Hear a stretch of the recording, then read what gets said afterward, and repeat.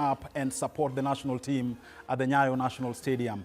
Though Harambee Stars lost 2-1 and we were punished by former Arsenal starman Pierre-Emerick Aubameyang, but they felt us, as Kenyans will say. Good evening, everybody, and welcome to Off Pitch. My name is Chris Migwambo. We are looking at state of Kenyan football.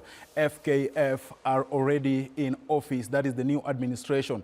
They've had about 100 days since being elected last year. And in that election, that is in the FKF presidential race 2024, there was 8 candidates, and out of the 8, Hussein Mohamed and McDonald Mariga were elected as the president and vice president of Football Kenya Federation, FKF.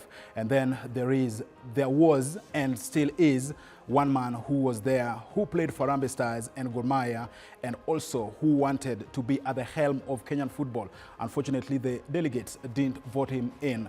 That is Sammy Kempes Owino. He joins us this evening to talk about state of Kenyan football. And then, of course, our preparations as far as CHAN 2025 and AFCON 2027 is concerned. And then again, he will be talking about the big news that we had about 2-3 weeks ago. A top Kenyan goalkeeper being accused of match fixing. What should we do moving forward? It's a big talking point as far as the national team is concerned, and so is the club level and players at all level as far as just increasing the integrity of the sport. Kempes, welcome back to the studio. We are having another opportunity to talk about the game you love most. First and foremost, you haven't been around. What have you been up to since that day that Hussein Mohamed and McDonald Mariga were declared the president and vice president of FKF? Thank you very much. Thank you for inviting me. Yes. Just seems like forever since I was last year, but I'm glad to be back. Yes. Yeah, you know, after a long campaign like the one we had, it was just fitting that I take off and spend some time with the family. So I took the opportunity to go and back to the US, and then came back, and also it gave me a chance to reflect and to see what I really wanted to do beyond the elections. So I focused on that right now.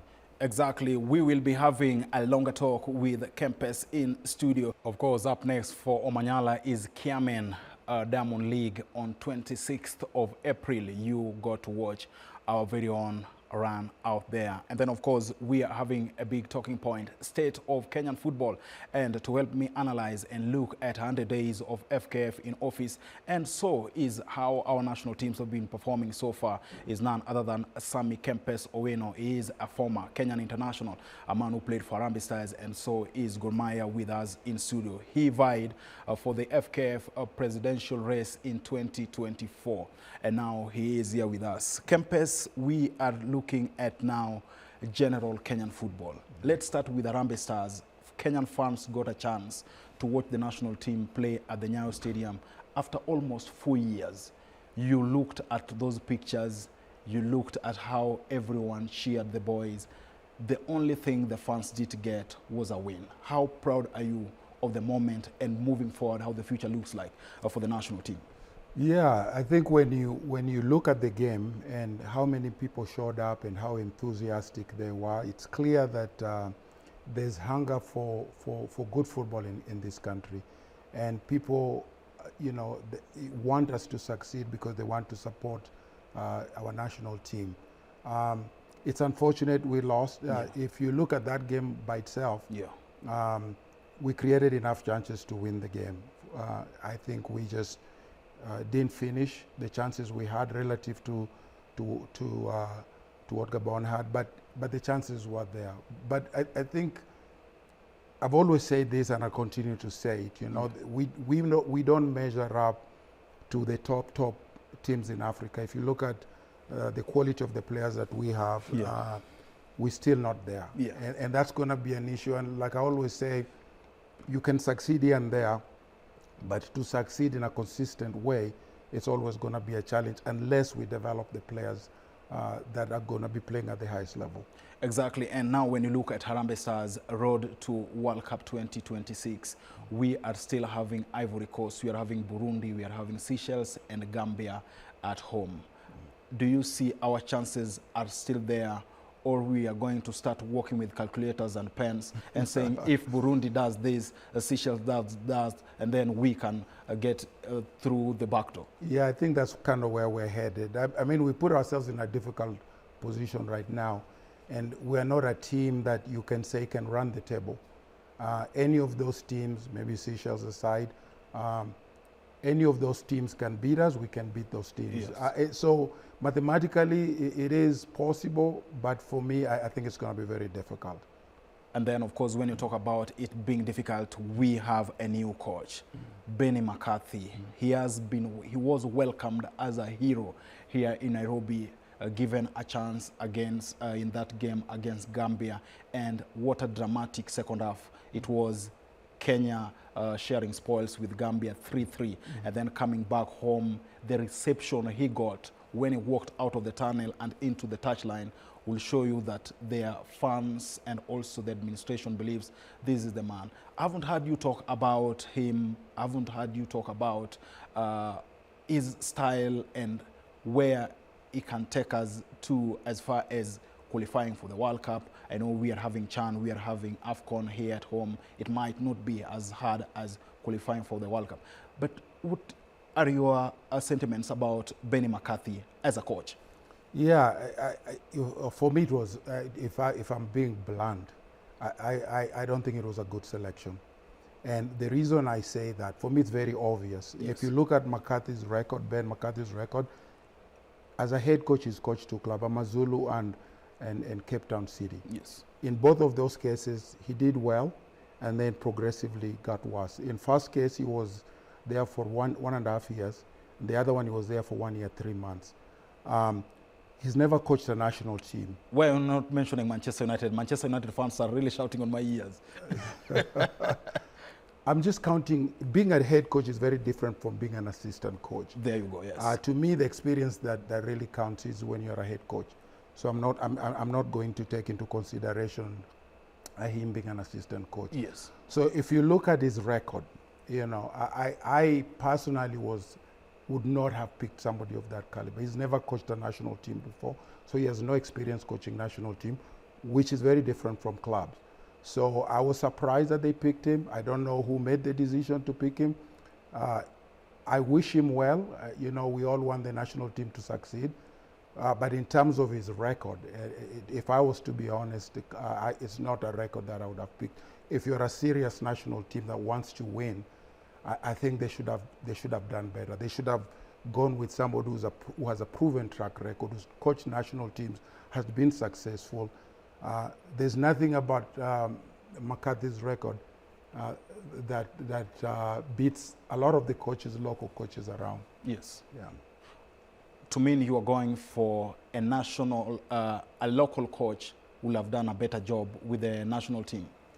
I think if you look at the record, I mean, at the end of the day, you look at somebody's record. You hire people based on their history. Yes. And there are many people. McCarthy, you know, he was second with one club. He won one tournament, but then the subsequent months after that, the team got progressively worse. To me, the mark of a better coach is when a team gets better. If you have a coach that gets a team from being good to getting worse, that's never a good sign. So if I'm to be honest, it's not somebody I would have picked. Yeah. Makes no sense to me. I don't see any reason why anybody picked him. I have tremendous respect for him as a player, but I'm just purely talking as a coach. Yeah. There you have it. When a legend speaks, you have to listen. Kempes is not of the idea of Benny McCarthy being appointed the Harambee Stars coach. What do you think? The number is at the bottom part of your screen. You can express yourself. I will be reading as much as we can. We're taking a short commercial break. When we come back, we still have much more to talk about. Welcome back to Off Pitch. We are having a big conversation and it's the state of Kenyan football. Remember, right now, the football administration is being led by Hussein Mohamed and McDonald Mariga as the vice president after the elections that were done last year. And then, of course, just looking at now 100 days into office, we are having Kempes, who was also a candidate who was vying in that election with us in studio. Kempes, let's move away from Harambee Stars and now to the women football.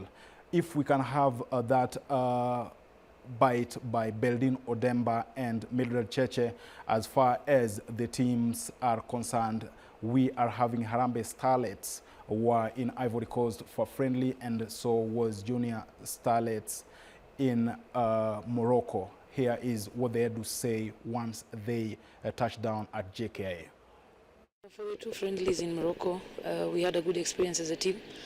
It was a great build-up match for our team to see where we are, just to get to the match fitness and also to look at areas to improve. So it has given us confidence to play against Cameroon. It has also given us areas to work on now that we are in Kenya. The team is well prepared, and playing the two friendlies gave us an edge. So I am thankful that we were able to go to Morocco and be able to play the two matches because it has given us a mileage, and the team is fully prepared for the match. Actually, first I'll say that I'll thank the Federation for giving me the friendly.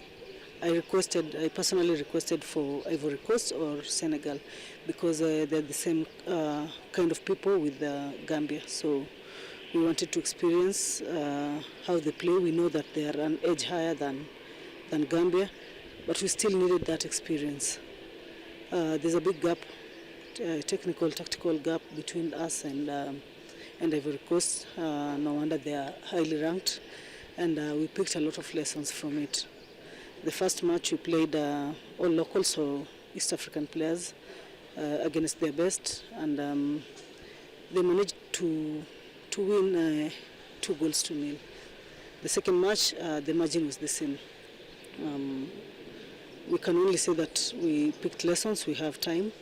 We are hoping for another good friendly. Kempes, in your manifesto, you really had a big chunk for women football in Kenya. Now that you didn't get the top office, are you willing to work with the current administration to just ensure that the Kenyan women football grows? Yes, I think building Kenyan football is not just the responsibility of the Federation. All people who are interested in football in the country have an obligation. Yeah.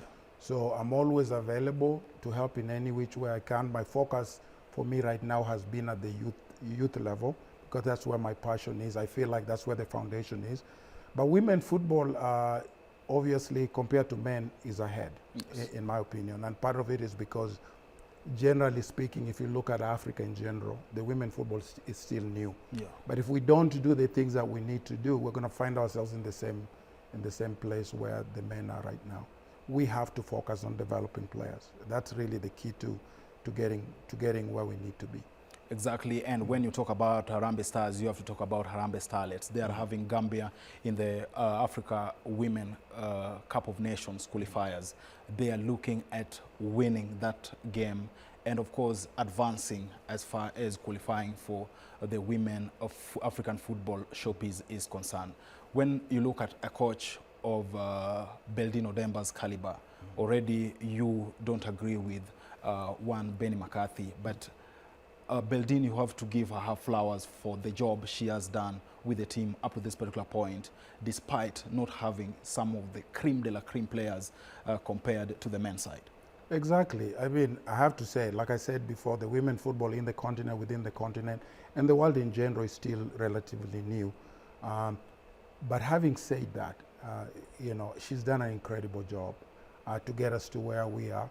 I know she got a lot of criticism when they lost. Yes. Right? I don't see the same amount of criticism on the men's side, but then she had to prove us. There were threats that she was going to be fired. Exactly.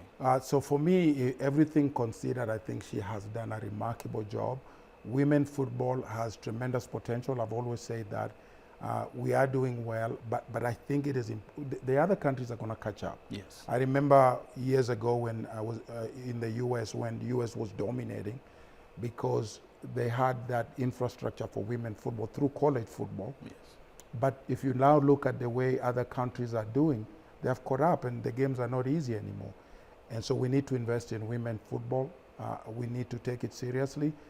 The women are doing a tremendous job despite the circumstances, and I'm very hopeful for the women football.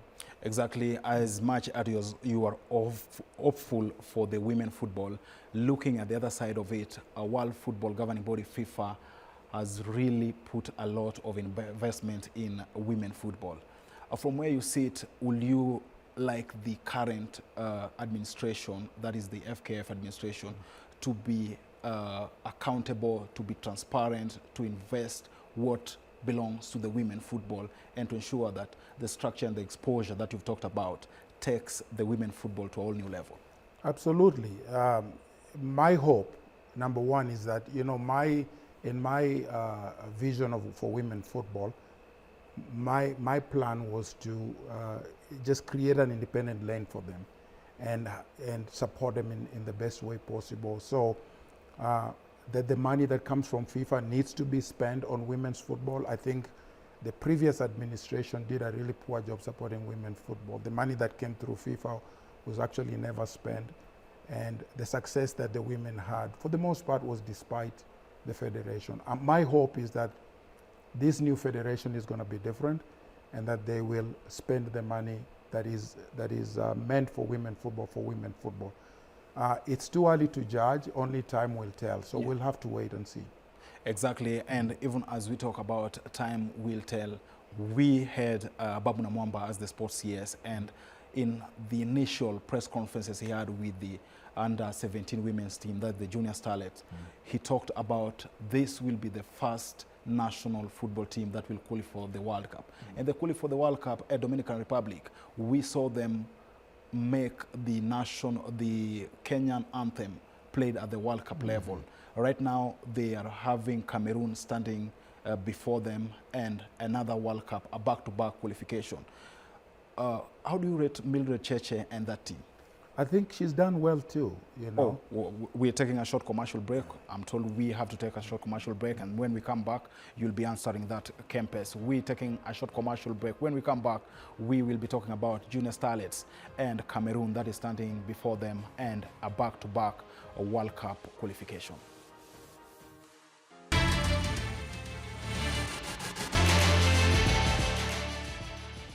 Welcome back to Off Pitch. We are having a conversation about Kenyan football and in general state of Kenyan football. We've talked about Harambee Stars' chances. We've talked about Benny McCarthy. Kempes doesn't believe that Benny McCarthy can take this team to the World Cup. Let's wait and see. We'll be calculating. We are still remaining with Ivory Coast, Gambia, Burundi, and Seychelles for the World Cup qualifiers. And then, of course, we have to pray that every team that is above Kenya in that group doesn't win any match out of the four. And we were just talking about now the women football, and we turned from Harambee Starlets to now the Junior Starlets Kempes.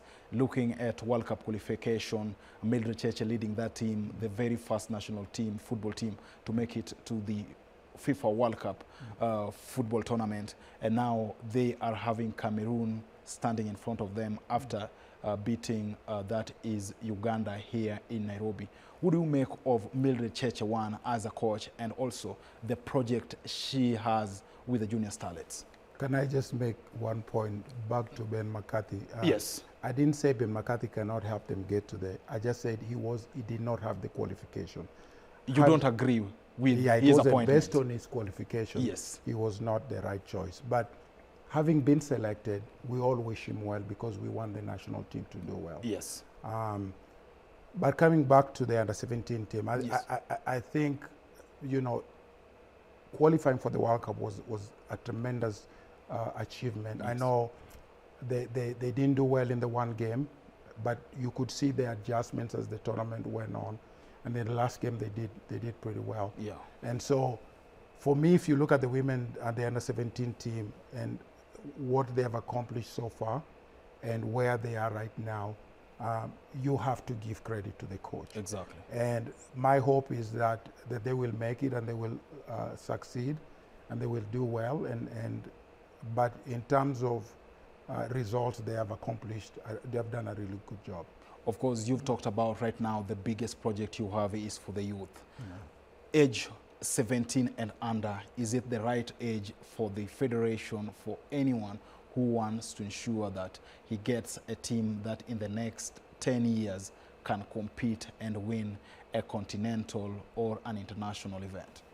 Development doesn't start at under 16 and 17. Yes. As a matter of fact, by then it's too late. Yes. Our development needs to start at 8 years old, 10 years old, 12 years old. We need to create that infrastructure from the very beginning so that those kids start learning how to play football at the right way at a very early age. So the development needs to start way down there. And then as we get to the 16, 17, we need to have that infrastructure there where we truly develop it. Because each stage is critical, but more so that 16, 17 age is really, really important. Yes. Yeah, so we need to make sure that we have, a way forward and a place for them to play tough games, practice on a regular basis, and challenge those top players to be able to prepare them for the next level. Exactly, and now when you look at another team that has also had great strides in the Kenyan football fraternity is the Kenya under-20 team, Rising Stars. These young men, everyone is talking about the good performance they had in Tanzania, and right now they've been playing draws with some of the top Kenyan Premier League clubs.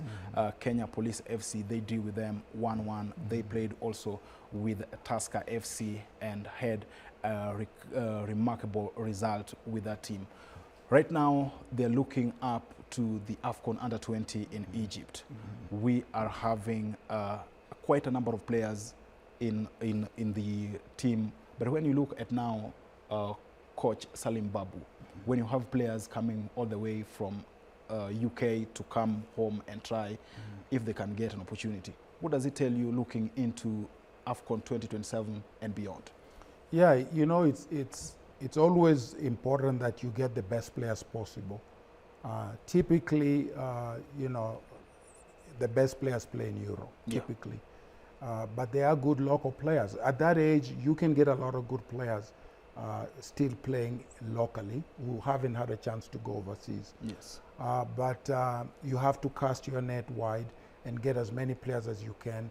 And my hope again is that that the team is going to do well and that they're going to be successful. But so far, kudos to them. They have done extremely well to where they have put themselves in a position where they have a chance to get to the finals, right? Yeah. But in terms of sometimes you can have a good under-20 team, right? If you don't do a good job transitioning from under-20 to the next level, it can, if you don't manage that process properly, it can be a problem. My hope is that this new administration is going to have a system in place to be able to transition those players from under-20 to the next phase, is what I'm hoping. Exactly, and Kempes, we have now to change from the players to now the management part of it. And about a week ago, a big breaking news was out there about a top Kenyan player being accused of planning to fix a match. The video was on social media and the player had to be suspended for some time, and then later on there were no charges against him and he has gone back to play club football. This week, the FKF president, that is Hussein Mohamed, and Vice President McDonald Mariga were before the Parliamentary Sports Committee and they were asked about match fixing. This is what Hussein Mohamed had to say. We have seen on social media and across all media the challenges we are facing with match fixing. The biggest problem is that our hands are sort of tied behind our back. We are not able to, we can deal with it to a certain level, or we can take action to a certain level. However, we need laws that will criminalize this practice. If we don't curb match fixing now, we will kill the aspirations of millions and millions of our footballers for now and in the future. So this needs to be addressed, and the only way is to bring legislation that will criminalize this vice and will help us to deal with the match fixing. Kempes, what should Kenya do to curb match fixing?